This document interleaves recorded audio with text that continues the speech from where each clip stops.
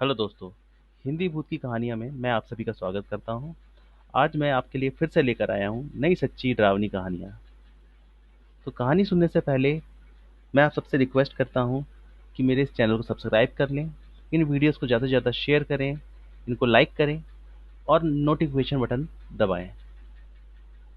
तो आइए सुनते हैं सच्ची डरावनी कहानियाँ।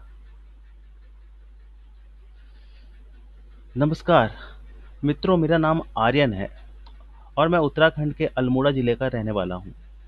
आज जो मैं आपको घटना सुनाने जा रहा हूँ वह मेरे मामा के साथ घटित हुई।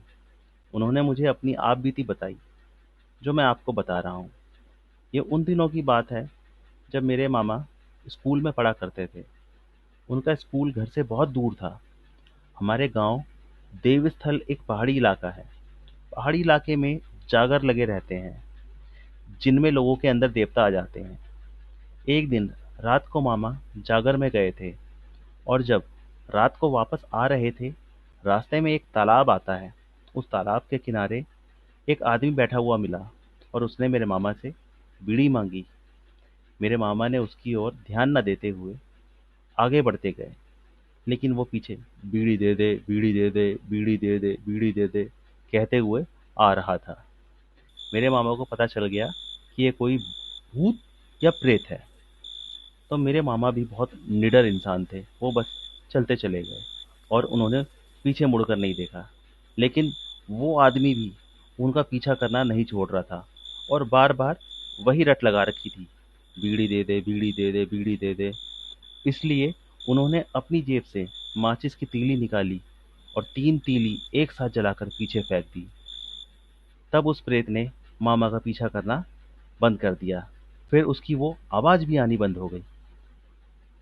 इसलिए मेरा बड़ा भाई हमेशा रात को मुझे माचिस की डिब्बी ले जाने के लिए कहता है।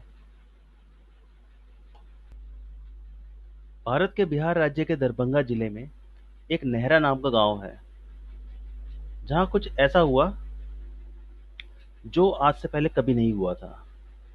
आपको पूरे किस्से पर लेकर चलते हैं। नेहरा नाम के इस गांव में स्थानीय लोग बताते हैं कि बहुत साल पहले इस गांव में एक नौजवान की शादी हुई और वो जब वापस दुल्हन लेकर लौट रहे थे, उस समय में डोली में बिठाकर दुल्हन को विदा करने का प्रचलन था। जब डोली उठाने वाले रास्ते में थक गए, तो उन्होंने उस डोली को एक पेड़ के नीचे रख दिया और आराम करने लगे और उनकी आंख भी लग गई। कहा जाता है इसी दौरान एक भूतनी की नजर उस दुल्हन पर पड़ी। उसने उस दुल्हन के शरीर पर लालच करके उस दुल्हन को मार दिया और वो उसके शरीर पर कब्जा करके उसमें घुस गई। इस वाकये के बारे में किसी को भी पता नहीं चला और डोली दूल्हे के घर पहुंच गई। रात को जब दूल्हा सुहाग रात में अपने कमरे में गया और जैसे ही दुल्हन का चेहरा देखने के लिए घूंघट उठाने लगा, तो उसे अचानक जोर की प्यास लगी और उसने पानी पीने की इच्छा जताई। उस दुल्हन ने वहां बैठे बैठे अपने हाथ को लंबा करते चले गई और उस लंबे हाथ को से उसने कुएं से पानी का लोटा भरकर ले आई। इतना देखते ही दूल्हे के होश उड़ गए और वो वही जमीन पर बेहोश होकर गिर गया। जब उसे होश आया, तो उसके सामने दुल्हन के रूप में एक भूतनी बैठी हुई थी, जिसका बहुत ही डरावना चेहरा था। उसने दूल्हे से कहा कि तुम मेरा राज जान चुके हो, इसलिए तुम्हारे पास मैं नहीं रह सकती। ऐसा किया तो तुम्हारी जान जा सकती है। लेकिन मैं इस गांव में एक दुल्हन की तरह आई हूं, इसलिए आज से ये सारा गांव मेरी निगरानी में रहेगा।